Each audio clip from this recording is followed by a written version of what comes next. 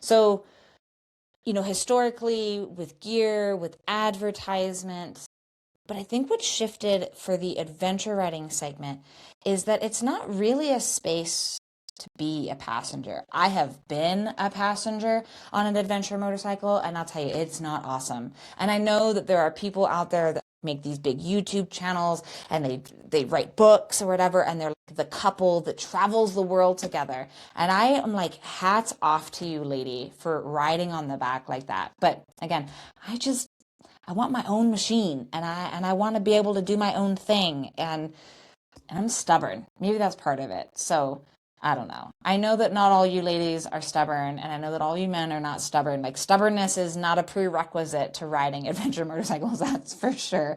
But I am. I'm a little bit stubborn, and that will come up as I share a couple of my stories throughout the season about how I have gotten myself in and out of adventure riding pickles.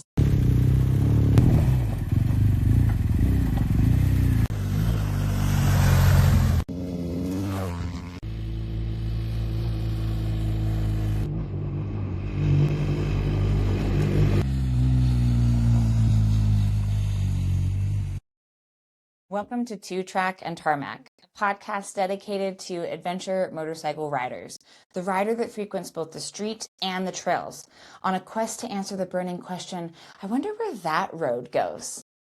I'm your host, Cassie Maier. I operate and coach Clearmoto motorcycle rider training. I've been a professional motorcycle coach since 2019. My goal with this podcast is to bring a female's perspective to adventure riding, the motorcycle community, and the industry. With that being said, the views and opinions expressed on Two Track and Tarmac are those of the talent and guests alone and may not necessarily reflect the official policy or position of any organization. The content provided is for informational and entertainment purposes only.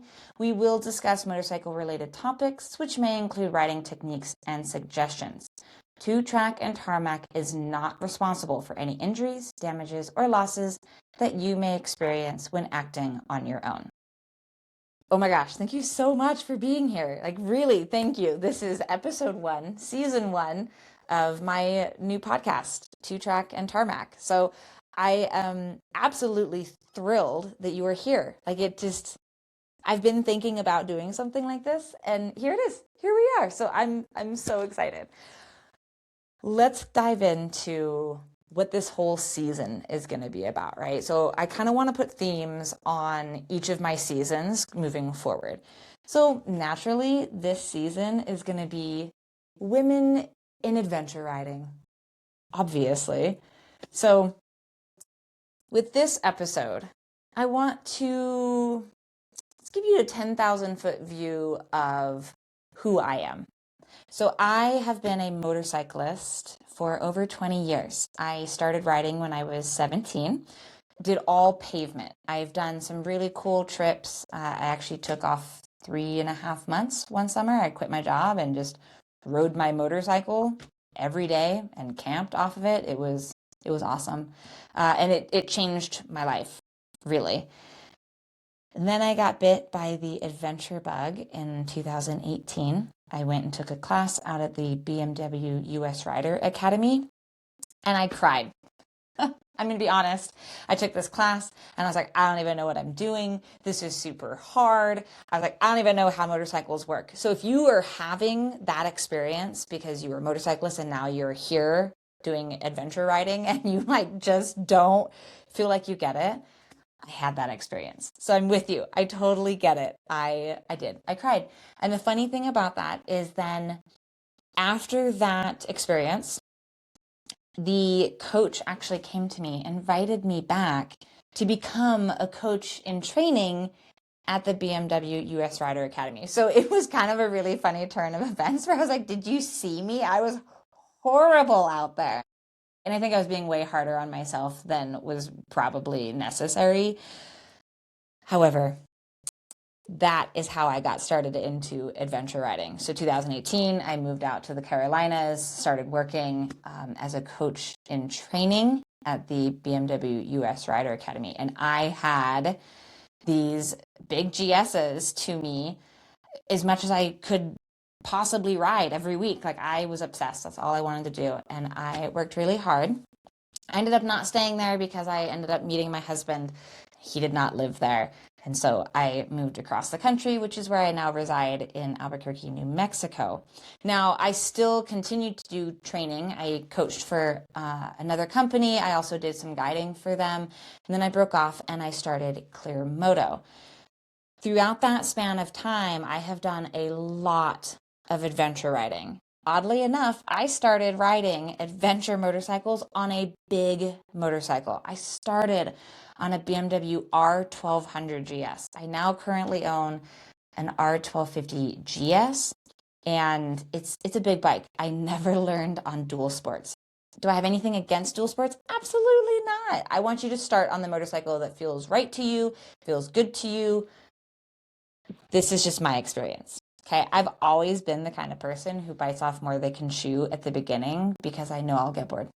That's just me. That's my personality. There are going to be a lot of people out there that want to start with a small thing, and then maybe you stay with the small thing. No one says that it has to be this linear projection. Like, you don't have to start with like a 250 and then all of a sudden over years of time end up with a 1200cc engine. Like, if you enjoy this size of motorcycle, then stay there. What I see a lot of times is people will go this and then they'll actually go back. So it's totally okay. Motorcycles are machines. Just figure out what works for you. However, back to kind of an exploration of who I am and why I'm here and why I'm doing this podcast. So I've had a lot of experiences, and I think that the female experience in a male dominated space, whether it's adventure riding or motorcycling as a whole, is different, right? And I think that, historically you look at advertisements, I think, is a really great one to think of, women as an accessory with their motorcycle, which is going to be kind of its own episode, by the way. So we'll put that to the side and we'll explore it a little bit more deeply.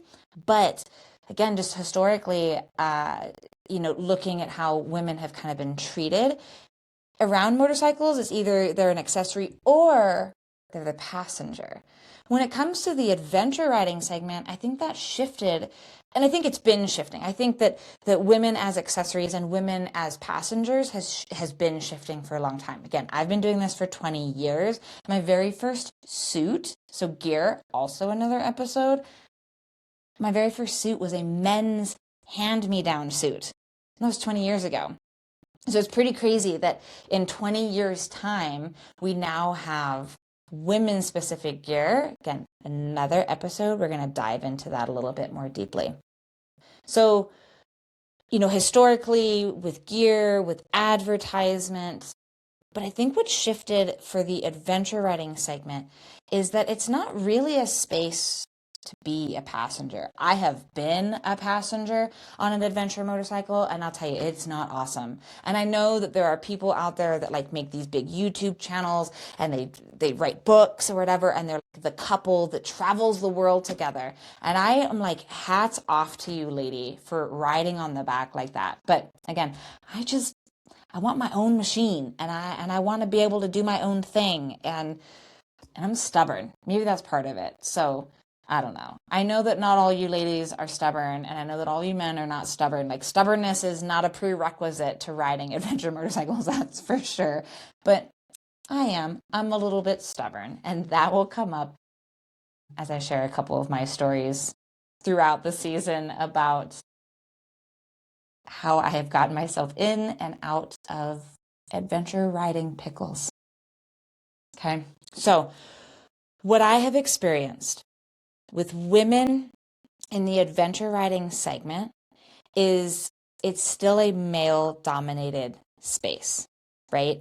However, I do feel like the adventure riding segment is more welcoming than like your overarching motorcycle community, right? And there's all these different segments. Like, you have cruisers, you have iron butts, you have crotch rockets, you have adventure riders. Of course, there's way more categories than that, but I'm going to keep it real simple. But in adventure riding, like, because everyone's kind of going through this like shared experience of like, oh my God, that trail was really hard, or like, wasn't that view beautiful, or like everyone's choking on dust because it was a really dusty day or whatever. Like everyone's kind of having this shared experience and helping each other get through. I just don't see as much belittling of women. It happens though. Also, another episode. So I am just setting up the season for y'all. I want to talk about that in way more depth about just the way that women experience being talked to and treated and all those things. So I'm going to express my experience and what I have seen kind of through the lens of a coach and also having attended rallies. Now, even in just the 10 years that I've been adventure riding, I have seen a really lovely increase in women on adventure motorcycles. And when I mean adventure motorcycles, I mean anything from a little dual sport all the way up to these big heavyweight adventure bikes. So really any motorcycle that you're willing to take off pavement, so gravel road, dirt roads, whatever, that's adventure riding, okay? Now, dirt biking is a little bit different. There's like a whole segment there. I'm not super focused on that because that's not my wheelhouse. Adventure riding is. So a little clarity on adventure riding is it's typically going to be like single or multi-day. It's designed so that you can travel. Travel any road in the world, pavement or dirt. That's adventure riding, so that you can just go from here to here to here to here all over on one motorcycle. It can do everything for you. When I coach and I have a class of, let's say 10, let's just make the number really easy. Most of the time, because it's a male-dominated space, I'm either going to have 10 men in my class, and I'm the only female, and I love being the coach, and that makes me so happy. Or I end up with like, oh my gosh, what is this? 8, maybe 9 men and 1 or 2 women. Occasionally I'll get 50-50 splits, and that is super cool and very exciting to me.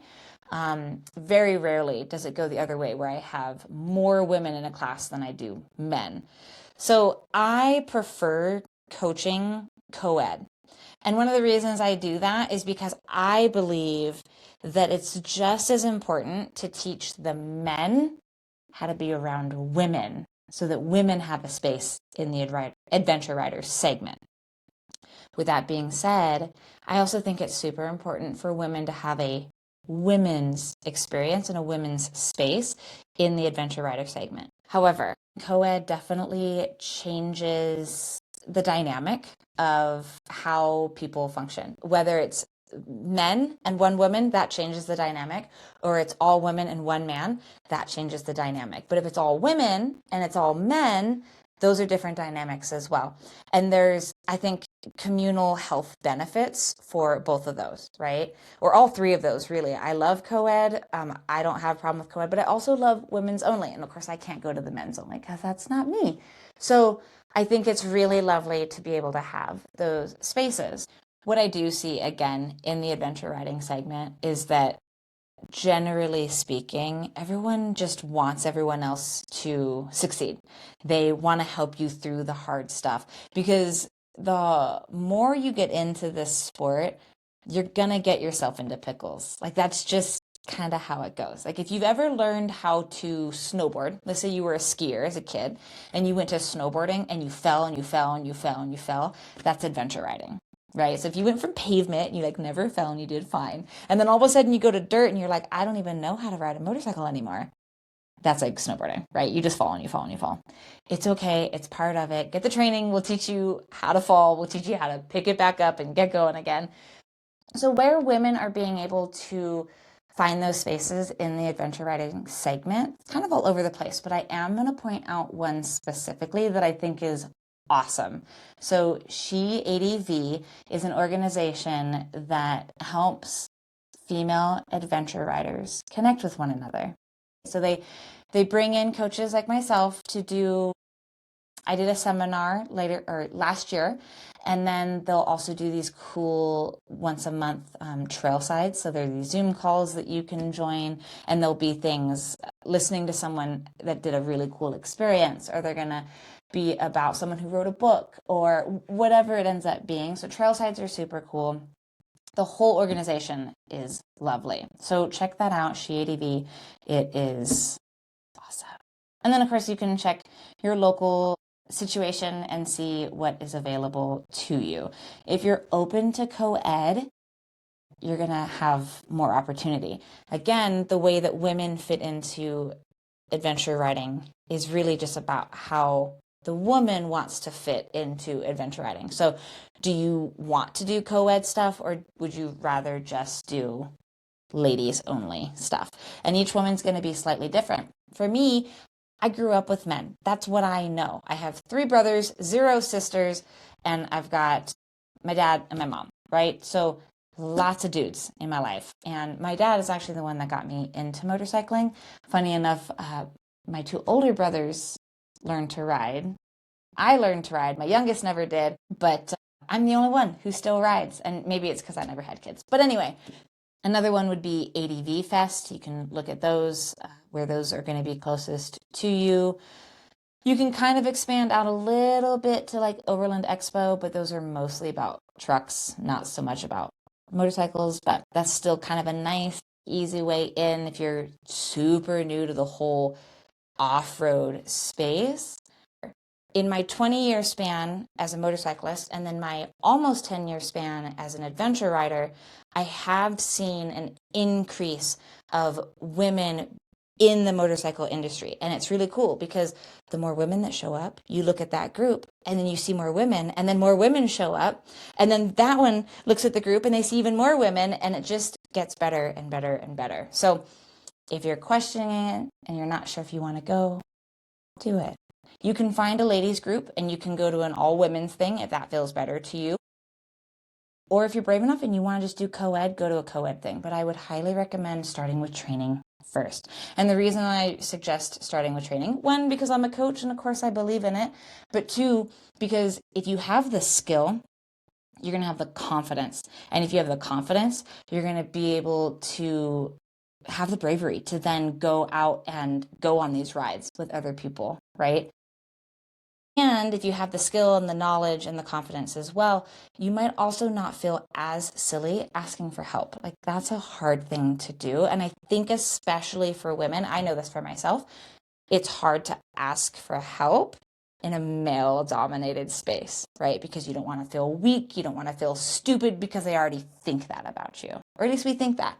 So we'll dive a little bit more into that in other episodes, just about kind of like how we process things, and then maybe how men or other women even see us inside of this segment. Now, the industry has also shifted, which is great. Now, historically, you look at it and you're going to look at advertisements, and women have been accessories, women have been passengers, right? But that's begun to shift. And now you're starting to see advertisements where the woman is the motorcyclist, right? It might be a man and a woman still, but they're on their own motorcycles. So that's super cool. The other place that I see that shift in the industry is going to be in gear, right? Because obviously we need to get fitted, and we do not fit like men. If you are new to adventure riding or motorcycling in general, I would love to know how you feel about your gear options. Again, another episode, but let's just go ahead and put that in there because I'm super curious. Your thoughts on it. Because when I started over 20 years ago, my very first suit was a men's hand-me-down because I just didn't have women's gear. And then the first ladies' jacket that I ever got was pink. Ugh, let's not even get started. That's a whole other episode. So come back for that episode. But those are kind of the 2 major places that I'm really seeing shifts in the industry for the better. Again, 20 years of experience and seeing how all of that has shifted. And I'm really looking forward to where it's going to shift in the future. Now, women participating in the industry, like going to rallies, buying the stuff. Like, honestly, you have to buy the gear for the industry to even understand, like, oh, women are actually out here doing the thing, right? Because if you don't, and you don't participate in that stuff, then they won't be able to measure it. So, if you want it, you got to show up for it. One of the things that I kind of want to snuff, because again, this is just me personally, is that motorcycle manufacturers are not making motorcycles for women or making motorcycles for men. I mean, sure, maybe you'll see something out there where it's like, well, we designed this motorcycle for women in mind. I mean, maybe, but the thing is like, I like to look at it more of what is your inseam, not your overall, height, but what's your inseam? And I know some men who have some pretty short inseams. And does that mean that they have to go get a ladies motorcycle? I mean, okay, but like, why do we have to gender the motorcycle? Okay, it makes sense for gear, in my opinion, but not for motorcycles, because if that's the case, I'm riding a man's motorcycle. Now, if you like having your feet on the ground, cool. That's in a different episode. We're gonna talk all about it. So ways that you can get involved, like I said, is like you can kind of participate in these rallies. You can buy the gear that helps to signal to the industry. But ways that you can get involved for yourself is, again, I'm a little bit biased, but start with training. Like, go and get some solid training. And I don't mean like having, just someone's brother's cousin, unless they're like really good at what they do, train you. I mean, like, go get some like professional training, whether it's with someone like myself at Clear Moto, or it's back at the BMW US Rider Academy, or it's go get some good training. But make sure that whoever or whatever company you're going to for training fits you, like it matches the things that you want, right? Because each one and each person, like each coach, is going to kind of have their own style for coaching, what they're coaching. You just want to make sure it fits. I mean, shoot, we can all look back at our school careers and we can pick out the teacher that we just like despised and we had to go to for the whole year.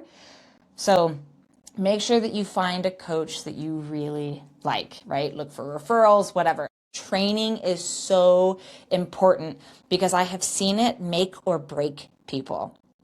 And obviously I want to be in the make camp. I really do not want to break people. So I really want to make this sport work for people. So just do your research, find a coach that you really like, and go get some training, because that training is going to help you get more involved, right? It's going to boost that confidence. It's going to boost your skill. It's going to boost your knowledge. It also doesn't end. Like, please keep getting training. Again, I am super biased because I am a coach, right?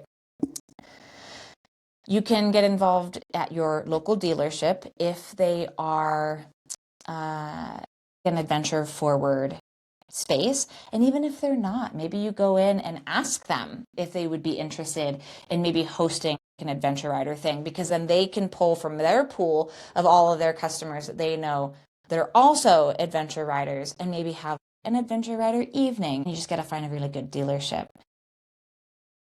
A quick little recap of kind of what we discussed. I went over kind of a 10,000 foot view of who I am and a little bit about my experience, especially in the adventure riding segment, and how I kind of fit into that. I also talked about how I think women fit into the adventure riding segment, kind of how the industry is responding to women in the adventure riding segment, what that's going to look like in the future and what we can hope it is going to look like in the future, and ways to get involved in your community, whether it's a local community or it's a broader kind of an online community, going to rallies, going to your dealership. There's going to be some really great episodes coming up this season about women in the adventure riding segment, gear, mindsets, how men support women or don't support women in the industry, in the segment. So stay tuned. Regarding this episode, I am particularly interested in your thoughts about women in adventure riding. And this is open to men and women. I would love to hear from both sides. I want to learn about like what's held you back. What are some of the things that have helped move you forward? I want to hear all about it. Please, please, please, please share that with me. I love hearing other people's stories and experiences. Thank you so much for listening to Two Track and Tarmac, my podcast dedicated to you, the adventure motorcycle rider. If you are enjoying this podcast, please subscribe and share it with your friends. I mean, come on, this is season 1, episode 1. Go ahead and just get ahead of the curve and subscribe and share it because there's more to come. I'm very excited to see what this season holds for Two Track and Tarmac. You can find more Two Track and Tarmac podcasts on our Clear Moto YouTube channel.